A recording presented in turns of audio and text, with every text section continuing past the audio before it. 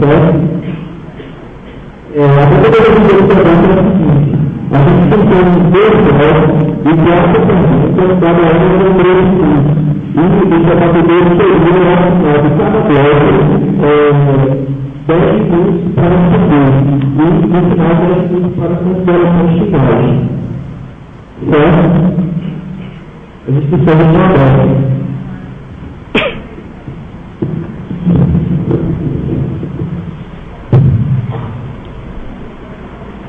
Se quiser perguntar sobre o movimento estudantil atual também, alguma questão, algum debate também sobre hoje. Exatamente, né? Essa professora também para pedir para que vocês se inscrevam na resposta para debater o movimento estudantil atualmente, da organização, de organização e tal, que possa participar também. E daí eu estava lembrando assim que no final da vida, quem tiver interesse, chega para o livro, entregar o DVD, procura uma comissão, porque tem uma comunidade disponível para ter uma missão para quem estiver interessado.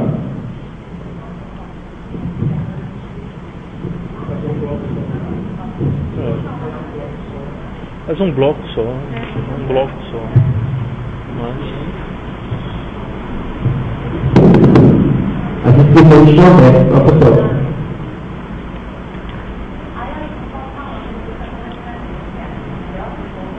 Se alguém quiser pôr por escrito também, se alguém não quiser também.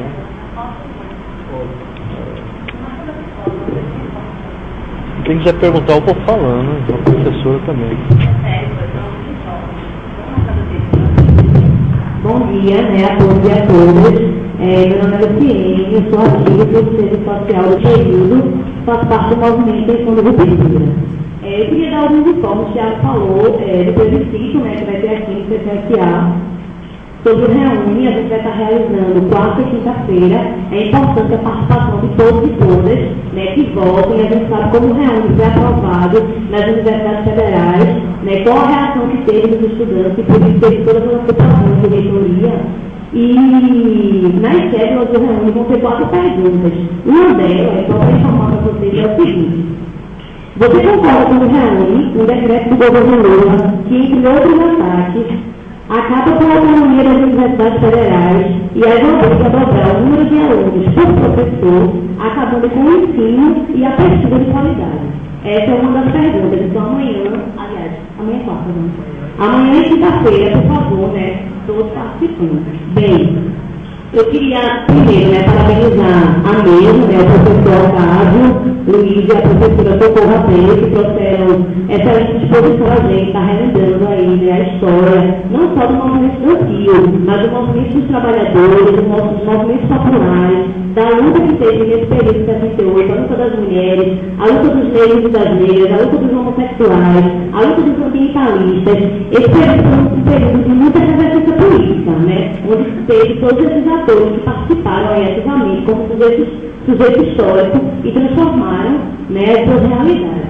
Eu queria, na realidade, contribuir com o debate, colocar algumas reflexões que foram tratadas tanto pela professora como pelo professor, que é o seguinte, mais 68, a proposta que a gente teve, que a gente pensou, é justamente analisar e refletir sobre as semelhanças e as diferenças daquele período e o período atual.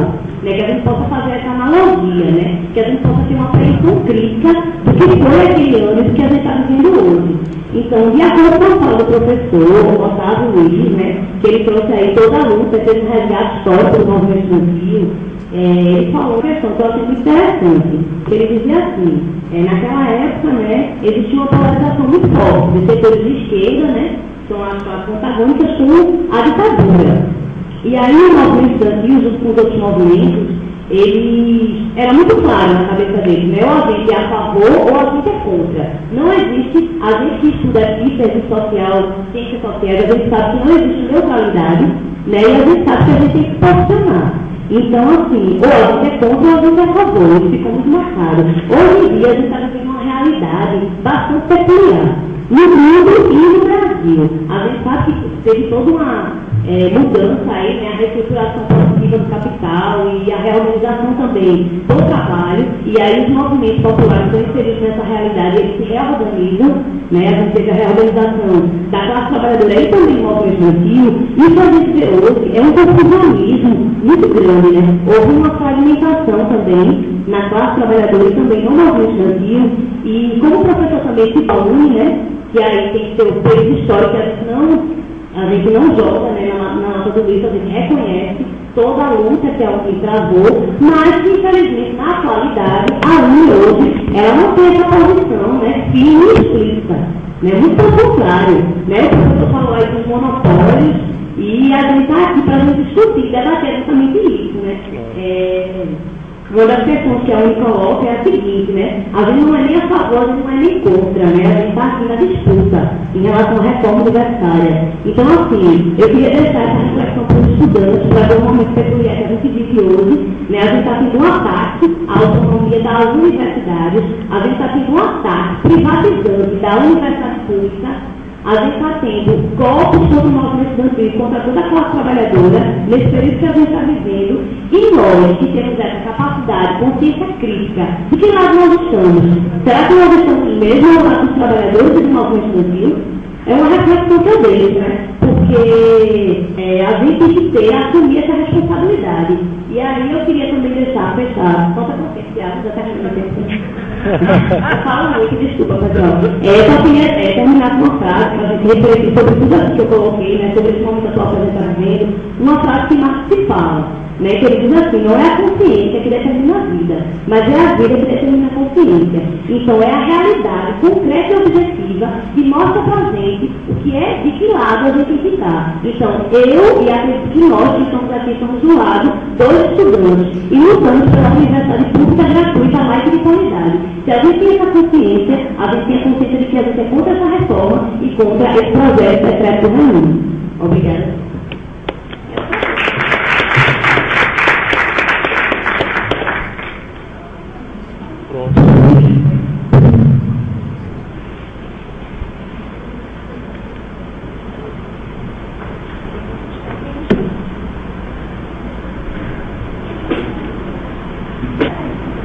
Primeiramente, bom dia. Eu queria parabenizar mesmo, né, pela exposição. Eu fiz um grande resgate histórico, tudo que representou foi mais de 68. Eu gostaria de pontuar, antes de falar, e fiz contemplar também com a fala do Tiene, sobre o respeito da contradição do que se tinha antigamente, do DSP, antigamente, né, e de hoje, com há uma enorme diferença, e com a UNI, que travava juntos, né, e que hoje se tem essa apatia enorme, e não só isso, que se encontra como aliada do governo, né. E também queria falar um pouco sobre a questão dessa época, do debate desse serviço na profissão do serviço social. Que, embora não tenha o eixo sobre o serviço social, pela falta da presença de Elizabeth Motta, mas então tem a ver com isso, né? Que nesse período, com foi um movimento de reconceituação, em que esse movimento indicava bastante para a pessoa da gente por passar como talvez uma grande movimentação e com certeza mas enfim, isso influiu bastante tanto na mudança de posicionamento, de postura da posição para um posicionamento um pouco mais crítico, muito embora não tivesse rompido definitivamente. Isso que vem acontecer no movimento do setor na década de 80, mas que ainda não está pontuando tudo nesse intenção de coisa que a gente fez.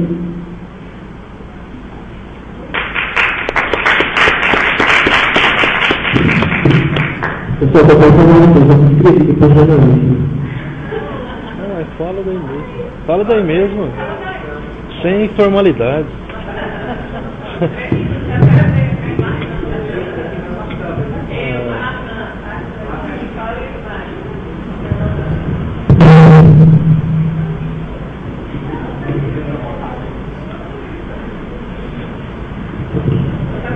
eu sou assistente social desse período e faço parte da movimentação da cultura, que é a oposição à gestão burocraticamente do serviço social. Primeiro, eu gostaria de ressaltar a importância desse movimento de análise de toda a conjuntura que interfere com 68, para a gente não ter erro de análise de que tem que fora do mar. Mas há todo um movimento que a professora do processo de colonização, do processo da luta das chamadas ideologias que entram no cenário político e que são políticos. Então, é toda uma essência político-cultural que faz com que esse acelerado seja um marco que deve ser uma história recente, toda a história contemporânea do século XX. E aí, frisando essa questão do movimento estudantil, eu acho que há duas questões que são importantes frisar aqui. A primeira questão é quando a gente vê toda a documentação, todo o projeto histórico Otávio Preto, a gente vê a questão do poder de reivindicação do movimento. O poder de reivindicação que ia para além dos muros e dos gabinetes. Porque uma reivindicação que não se restringia a termos políticos, sabe? E a gente vê hoje no movimento estudantil, principalmente no movimento estudantil de organização nacional dos estudantes, que depois que estudam uma tese, que não se pode chamar de tese, porque não se comprova, quando você apresenta a formalidade objetiva, e estuda tudo. Como se tudo estivesse em disputa. Não, porque o governo está em disputa, porque a reforma universitária está em disputa, porque o governo está em disputa, é a cultura de disputa agora. Sabe? E a gente vê que a realidade, a gente está na universidade para ter suficiente para analisar e ver a realidade dentro do mundo de produção capitalista, enquanto ele existe em todo mundo, não é essa disputa, a disputa é uma diferente. Essencialmente, essa disputa é negada pela forma de estrutura da sociedade. Uma outra questão que a gente vê colocada, a gente vê esse movimento reivindicatório do movimento estudantil, na década de 60 aqui no Brasil, é a questão da autonomia do movimento estudantil, frente aos partidos políticos, frente aos governos, inclusive os que hoje a gente vê o contrário, essa é uma realidade que se torna oposta. Hoje a gente vê a União Nacional dos Estudantes, todo o governo se enfrentando com os estudantes.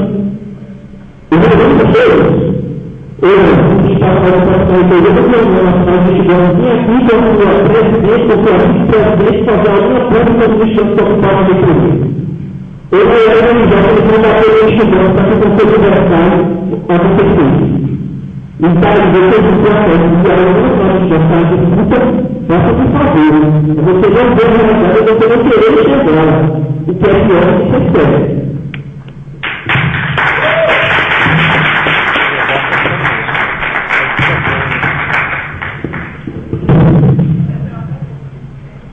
Não pode já a gente responder, já depois faz outro bloco. Passar uma pessoa para completar esse bloco. Tá. Eu já tô doido para falar, sacou?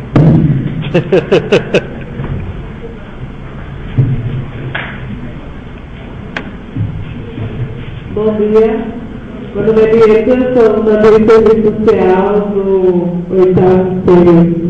E eu queria fazer uma pergunta. Eu estava em aula, eu peguei a explanação da professora, e eu fiz a pergunta. Eu acompanhei uma parte do discurso do professor. E gostaria de saber, analisando a trajetória do movimento estudantil, esse momento de repressão, praticamente, desde todos os estudantes indignados pela falta de posicionamento mesmo do movimento. Eu gostaria de saber que perspectivas vocês podem estar enxergando em relação ao movimento estudantil, para daqui a uns 10 anos, 20 anos. Que perspectivas existem hoje em relação ao movimento estudantil? Acompanhar todo esse trajeto, a história do movimento.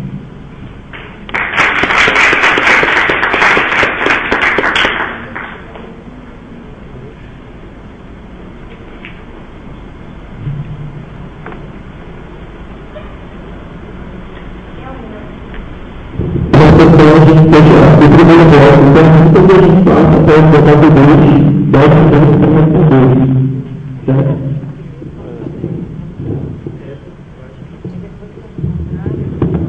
Primeiramente, em relação, já que tocar